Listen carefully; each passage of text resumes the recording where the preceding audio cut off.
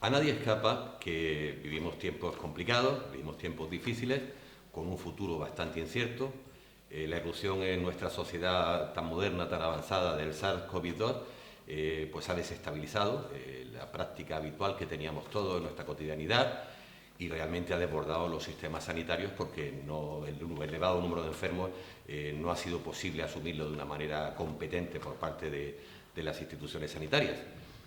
Más de 550.000 contagiados, que no enfermos, y más de 150.000 personas que han superado la enfermedad, pero muchas de ellas salen después de padecer la enfermedad con una serie de secuelas. Secuelas como cansancio físico, psíquico, problemas emocionales, bueno, pues hacen que esas personas después de una larga estancia hospitalaria padezcan una serie de problemas que pueden alargarse durante bastante tiempo. El equipo, hablando de homeopatía, quiere acercar unas medidas para poder llevar mejor esa recuperación, que esa recuperación sea mucho más rápida, lo mejor posible. Y bueno, dentro de esa posibilidad quería comenzar con el testimonio del doctor Torres, que ha vivido en primera persona ese problema, que es padecer las consecuencias de la infección por COVID-2. ¿Cómo se ve desde dentro, después de atender pacientes enfermos, la enfermedad como tal? Bueno, la verdad es que como médicos sabemos que muchas veces las experiencias como pacientes enriquecen y sirven para poder entender mejor a los pacientes, ¿no? Yo estuve confinado 24 días y, como dice este psiquiatra suizo, lo que comprobé es que lo que cura es el afecto.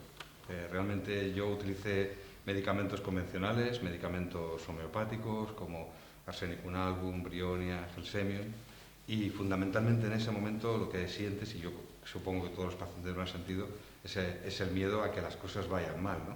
A la hospitalización en un momento en el que parecía que los hospitales estaban completamente colapsados, el empeoramiento de tu saturación de oxígeno, tu temperatura, la dificultad para respirar.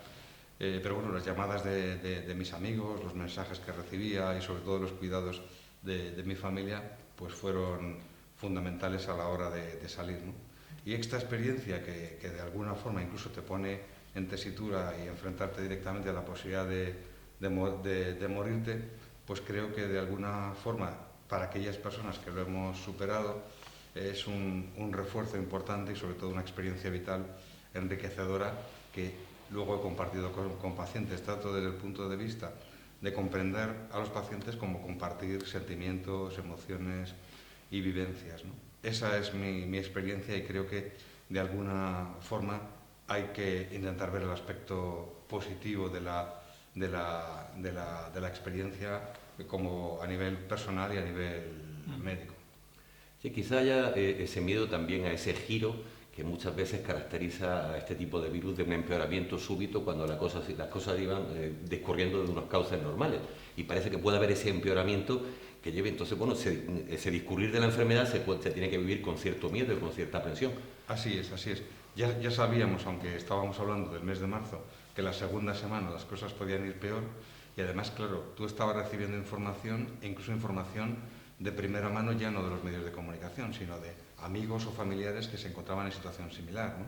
Yo tuve a un tío y a un primo y a un amigo íntimo ingresados, ninguno de ellos tuvo que ingresar en la UCI, pero bueno, mi tío estuvo en una situación muy crítica, mi primo accedió a ir al hospital después de que durante 10 días le decía yo sistemáticamente tienes que ir, tus síntomas te hacen ir. Y es curioso porque esto también nos está sucediendo con los pacientes, ¿no? Ha existido también un cierto miedo a pedir ayuda en los hospitales y, como bien sabéis, los ingresos por patologías habituales, como puede ser una angina de pecho, un infarto de miocardio o patologías de todos los días, han disminuido drásticamente y la única explicación es que los pacientes han evitado ir al hospital. Es decir, que esa segunda semana era como una especie de espada de Damocles y un miedo que todo paciente tenía a que surgiera, ¿no? Después de padecer la enfermedad, y tú lo sabes porque eres médico como todos nosotros, y realmente eso está así descrito en todos los trabajos, que bueno, que evidentemente se ha tenido que padecer la enfermedad y ha tenido que haber los suficientes casos y el muestreo a nivel de experiencia clínica como para ver que hay una serie de secuelas que se pueden presentar después de salir de esas largas estancias hospitalarias, sea en la planta, o sea por una neumonía, o sea en la unidad de cuidados intensivos. Entonces, doctor Sacristán, esos problemas respiratorios que se presentan, esos problemas de tipo cansancio psíquico, físico, ¿qué podríamos hacer para mejorar esa recuperación para que fuera más rápida y llegara a la optimización de ese estado previo de salud antes de la infección? No te voy a contestar ahora. Primero voy a contarte otra cosa, porque me ha emocionado mucho oír a José Ignacio, y como vosotros sabéis, porque lo he hablado con vosotros y demás, pues yo tenía un familiar muy directo que falleció por este motivo, y tuve una primera impacto con el primer paciente que yo recibí en la consulta que había pasado la enfermedad. Y cuando recibí a ese paciente, primero me impactó mucho, pero me alegré enormemente, y entonces en ese momento decidí que a todos los pacientes que vinieran dados de alta por un ingreso hospitalario porque lo han pasado mal, felicitarles, y que mi recomendación era que a partir de ahora lo que tenían que hacer era vivir. Vivir. Cada minuto, cada instante. Y es verdad que el primer paciente que yo recibí lo que me contó además que estaba cansado. Me contaba que a pesar de haber estado ingresado, de haber recibido los tratamientos que le habían pautado en el hospital, que llevaba 3 días en casa y que seguía encontrándose muy cansado, ¿no? He tenido otros pacientes que han sido otros temas, como por ejemplo el tema del respiratorio, que todavía les costaba hacer cualquier cosa, no porque estuvieran muscularmente cansados, sino que sentían disnea, fatiga, esa sensación de falta de aire. Y ha habido otros pacientes que me han contado otra sintomatología muy diversa, ¿no? Hemos oído además hablar en los medios que el tema de la falta del olfato y tal, eso perdura en el tiempo, quizás los síntomas neurológicos son un poco más complicados y duran más en el tiempo. Bien, en estos pacientes que se sienten más cansados o que sigue ese cansancio a pesar de haber estado ya dados de alta o que tienen esa sensación de falta de aire, yo siempre les he recomendado que sigan con una actividad en el día. Porque si por no hacer nada por estar cansado yo no hago nada, ese cansancio va a durar más tiempo y la capacidad de respuesta del organismo es menor. Entonces siempre les he pautado de alguna manera realizar una actividad física muy progresiva y muy lenta con respecto a su capacidad en ese momento, que es lo importante, y hemos ido aumentando progresivamente. Y he utilizado algún medicamento, dependiendo de algún medicamento homeopático. Con respecto a la sintomatología que tiene el paciente, hemos tenido que afinar o individualizar mucho, y algunos ya los ha nombrado José Ignacio. Pues dependiendo de la afectación respiratoria hemos empleado pues Aconitum, Brionia y demás. Y yo he utilizado en estos pacientes que tenían cansancio, he utilizado avena sativa, que además, si tenían componente muscular, de dolor muscular, de tipo contractura y demás, pues les se podía acompañar de magnesia fosfórica o de Coprum metallicum, y hemos ido jugando con los medicamentos en función un poco del paciente. Pero mi primera recomendación que les daba a todos, les felicitaba, les daba la enhorabuena por haber salido de ese proceso, y les recomendaba que a partir de ahora lo más importante para ellos era vivir. ¿Piensas que es una buena opción recurrir a esos medicamentos homeopáticos para, entre comillas, terminar de rematar el curso post-COVID después de haber pasado la enfermedad? ¿Puede acelerarse un poquito la recuperación y que sea más rápida y más óptima? La experiencia que yo he tenido con estos pacientes es que les ha ayudado mucho a recuperarse mejor. Y ha sido una recuperación más rápida, sin efectos secundarios, que eso es muy importante, y se han encontrado seguros con la utilización de estos medicamentos. No solo hay secuelas de tipo físico, sino que fundamentalmente también ha habido secuelas de tipo psíquico. Se ha puesto mucho el índice en comentar, bueno, los solos que podían estar en ese momento esos pacientes en la unidad de cuidados intensivos, en una planta, aislados del entorno familiar, aislados prácticamente de todo estímulo, nada más que lo justo para tratarlo y ya está, con personas que estaban detrás de una mascarilla, de una bata, etcétera. Pero creo que no se ha puesto tanto énfasis en las secuelas posteriores que puede haber. Doctor Basauri, ¿qué puede haber detrás de esa salida del hospital en cuanto a secuelas posibles de ese aislamiento, soledad, etcétera? Fíjate, voy a hacer un poco como Alberto, ¿no? Te voy a contestar, pero pero de esta manera. Quiero decir, a mí hay una cosa de todo este momento que estamos viviendo que para mí es fundamental, ¿no?, en relación con el COVID y con esta pandemia tan especial que estamos viviendo, ¿no? Es evidente que hay miles de personas que han sido afectadas físicamente por el virus, pero ocurre algo muy especial, y es que la afectación de esta pandemia está siendo universal. No está afectando solamente a la gente que enferma, porque esta pandemia y las medidas que se están tomando están generando, claro, una desestructuración social que nunca habíamos conocido. Las personas están sufriendo la enfermedad en su cuerpo, están enfermando, las personas cercanas a la gente enferma y la gente que fallece están sufriendo, pero las personas que no están teniendo contacto con el virus, que no están enfermando, también están sufriendo. Y están sufriendo mucho a nivel emocional. Hoy a la mañana leía un informe de psiquiatras alertando del aumento de los suicidios.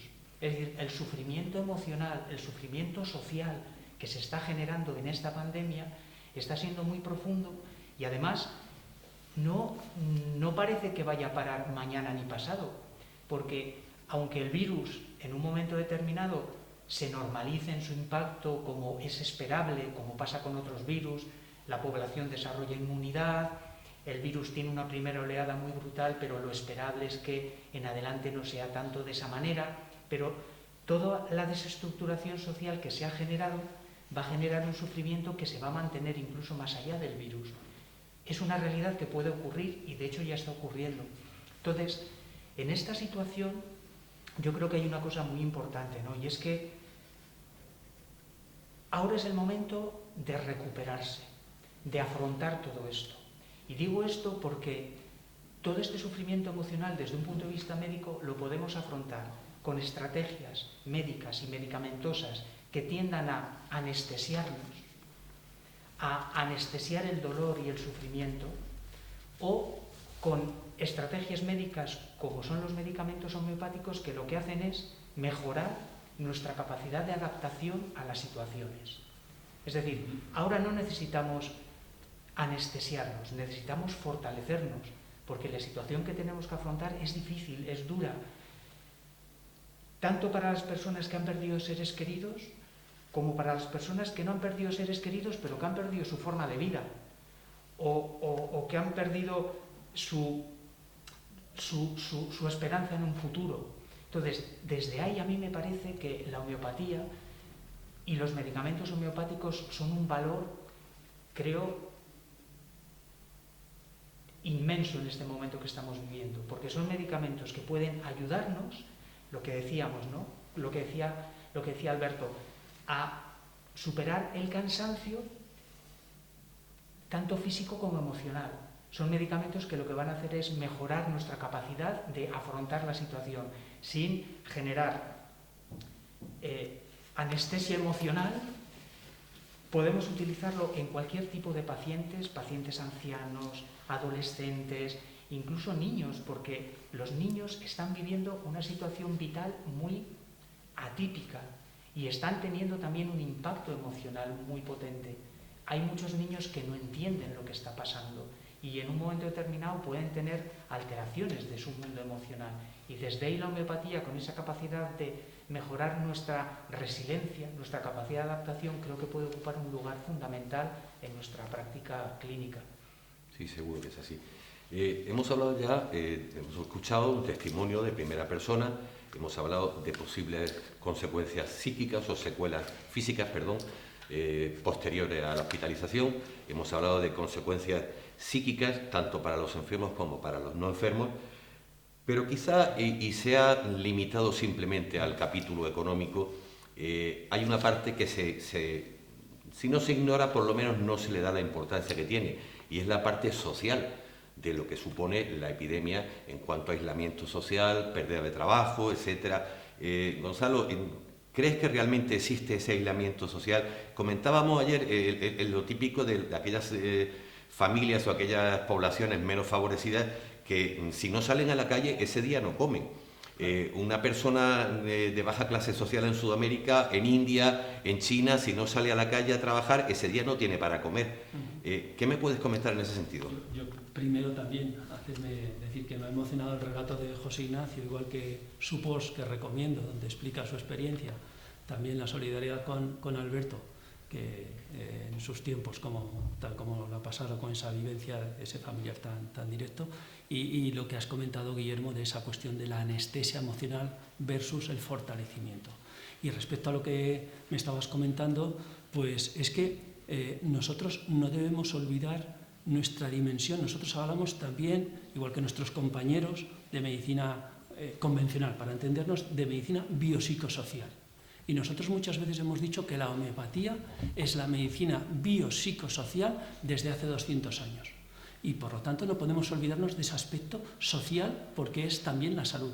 Y esa diferencia que se ha hecho a veces entre economía y salud, esa dicotomía no es tal, porque la economía, y se ha vuelto a demostrar ahora mucho más, la pobreza sigue siendo el principal determinante de salud. No son los hospitales, no son tal, sino que es la pobreza. Y Samuel Hahnemann, el doctor Samuel Hahnemann, ya hace 200 años hablaba de esto, entonces pertenece también a nuestra tradición que debemos reivindicar. Él hablaba de la calidad del aire, ideas casi un poco revolucionarias en su tiempo, hablaba de la situación de los mineros, hablaba de los barrios viejos, decía, de las poblaciones, donde anida la pobreza que resulta en suciedad, hambre y depresión y enfermedad. Por lo tanto, esa dimensión social de la salud, todo médico, ya no homeópata, pero todo médico debe reivindicar, y nosotros como homeópatas, porque pertenece a nuestra tradición también. Y en esta pandemia se ha visto de nuevo cómo en Barcelona, por ejemplo, ha habido estudios donde más del doble, en según qué barrios, ha afectado el coronavirus, más del doble que en otros barrios. Por lo tanto, tenemos que hacer énfasis en esta cuestión y reivindicar la justicia, porque es de justicia social, la equidad, porque eso es salud, y ojalá que salgamos de esta pandemia con la esperanza y el deseo de que seamos más solidarios, más justos socialmente, no por nada y no por un buenismo, sino porque eso redunda, y es nuestro deber como médicos, redunda en la salud de las personas, y porque también pertenece a nuestra tradición homeopática. Jorge, perdóname, permíteme, porque hablando de la tradición, me ha venido algo que para mí me parece también que es muy importante en este momento que estamos viviendo, ¿no? Porque a nuestra tradición como médicos homeópatas también pertenece la medicina de la escucha, que es una medicina que en este momento, por estas circunstancias, se está perdiendo. Una de las cosas que más están echando de menos los pacientes es el contacto con el médico. Estamos generando un momento en el que el contacto entre el médico y el paciente se está difuminando, está dejando de ser posible, y no podemos aspirar a una medicina profunda, no podemos aspirar a la mejor medicina renunciando al contacto. La medicina no puede construirse, la nueva medicina, la mejor medicina, en una medicina de la distancia. La medicina tiene que crecer creciendo en el contacto, porque muchas veces hacer medicina es dar un medicamento, pero muchas veces hacer medicina es charlar, dar un buen consejo. ¿Cómo vas a dar un buen consejo a alguien que no conoces, a alguien que no escuchas, a alguien que no ves? No podemos construir una medicina basada en la prescripción de un medicamento a distancia. Entonces, eso que pertenece a nuestra tradición como homeópatas es algo que debemos recuperar y que debemos reinstalar, porque se está perdiendo y no podemos permitir que se pierda. Estamos viviendo el momento que estamos viviendo, pero tenemos que aspirar a recuperar y a hacer crecer la medicina de la escucha. Es curioso porque los pacientes que yo he recibido, que han tenido un ingreso hospitalario por el COVID y que lo han pasado mal, te cuentan con detalle todo el proceso. No hace falta que les preguntes mucho, te cuentan desde que se encuentran mal en casa, qué es lo que ha pasado en casa cada día, cuando llegan al hospital, cómo han sido atendidos en el hospital, qué es lo que han sentido, o sea, te cuentan la experiencia de vida de esos 15-20 días con mucho detalle, y eso es necesario tenerle delante. Si no le tienes delante, la comunicación no podría ser igual, es imposible. Es imposible. Y además, este perfil de paciente que yo no lo he visto antes igual, es que necesita contártelo. Que igual ya se lo ha contado a más personas también, pero yo he visto que han tenido necesidad de contarme todo el proceso. Y a lo mejor un paciente que vi hace un año con un infarto no ha sido capaz de contar con detalle todo lo que ha habido. Y en cambio, este perfil de paciente sí. Yo creo también que vienen cosas como la telemedicina o esa medicina a distancia, que ha venido también para quedarse y que se debe incorporar y que habrá que ver cómo se instala eso, pero es esencial lo que ha dicho Guillermo. Y este también es el momento, y vosotros, de solidarizarnos con los compañeros de atención primaria que se están viendo desbordados, y vosotros, José Ignacio y Jorge, lo estáis viendo en vuestras clases, están viendo desbordados por las llamadas telefónicas, por la manera en que el sistema tiene organizado esta cuestión y que de alguna manera, sin ser su responsabilidad, está perdiendo, y los pacientes se están quejando, están perdiendo ese contacto que los pacientes necesitan y que los médicos es lo que quieren ofrecer, es lo que queremos ofrecer, lo que queréis ofrecer, y por X motivos pues no se está pudiendo realizar esta cuestión, y vosotros lo estáis viviendo más en propia carne, que no podéis por la organización o por lo que sea, y que es esencial que se produzca ese contacto en homeopatía sobre todo, pero en el acto médico, es que en el acto médico. Lo que decís es muy interesante porque, fijaros, una de las experiencias más hermosas es el hecho de que durante estos meses se ha creado un vínculo, digamos, indestructible, ¿no?, con muchos pacientes, especialmente con los pacientes que han pasado por eso, ¿no? Porque incluso han llegado a decirme algunos que hemos construido una narrativa que está claramente entrelazada, de forma que esa narrativa es una narrativa común para siempre, expresada con palabras, con gestos e incluso con regalos que te llevan a compartir esa narrativa, ¿no? Y por otra parte hemos recibido algo que seguramente estaba en el aire, pero que se ha expresado de una manera claramente directa, en el hecho de que cada llamada telefónica, yo os puedo decir que prácticamente el 95% lo primero era: ¿cómo está usted? ¿Cómo está tu familia? ¿Cómo te encuentras? Y la despedida era siempre un agradecimiento. Quizás ahora estamos en otro momento distinto, pero hemos vivido durante meses que esta comunicación, que como bien decís, es compleja y es difícil cuando no conoces al interlocutor, pero cuando ese vínculo está, la comunicación telefónica puede ser casi tan intensa desde el punto de vista de la escucha, de la compasión, de la información, casi de la misma manera que la presencial, porque es que hay un reconocimiento mutuo, ¿no? De forma que, estando completamente de acuerdo, y yo creo que en el post lo que escribo es: pero dejadme que yo prefiera, ¿no?, la consulta presencial. Sin embargo, también rompo una lanza por la consulta telefónica, siempre y cuando se cumplan unos requisitos comunicacionales y haya un vínculo. Atender por teléfono a alguien que no conoces es realmente difícil y con pocas posibilidades de éxito. Atender por teléfono a una persona con la que has establecido un vínculo estrecho desde hace meses o años es más fácil. Ojalá que todo esto sirva para incorporar los adelantos que se tengan que incorporar, pero que se mantengan las cuestiones básicas de la relación médico-paciente y que socialmente también simplemente esa mayor justicia, solidaridad y casi sabiduría de todos. Sí, yo creo que hemos hecho un poco un compendio de las distintas facetas que pueden intervenir en lo que es una infección de este tipo, con un curso tortuoso, prolongado, para lo que estamos acostumbrados, un curso más prolongado de lo que habitualmente solemos ver, el testimonio en primera persona tanto de Alberto como de José Ignacio, no olvidar la parte de esas secuelas que pueden tener una aplicación o una complementación por parte de la homeopatía en el sentido de una evolución más rápida y de extraer un poco lo mejor que pueda haber de esa capacidad reactiva de ese organismo, tanto en lo físico como fundamentalmente en lo psíquico, sin atenuar esa capacidad reactiva, fundamentalmente, como decía el doctor Basauri, en lo emocional,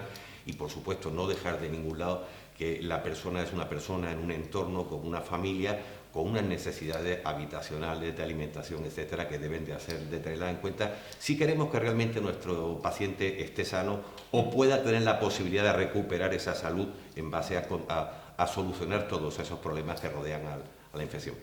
Bien, creo que en la charla de hoy hemos recogido toda esa serie de aspectos, de facetas que intervienen en la enfermedad, bueno, desde un punto de vista no solo físico, sino psicológico también, emocional y social, y con el testimonio del doctor Torres.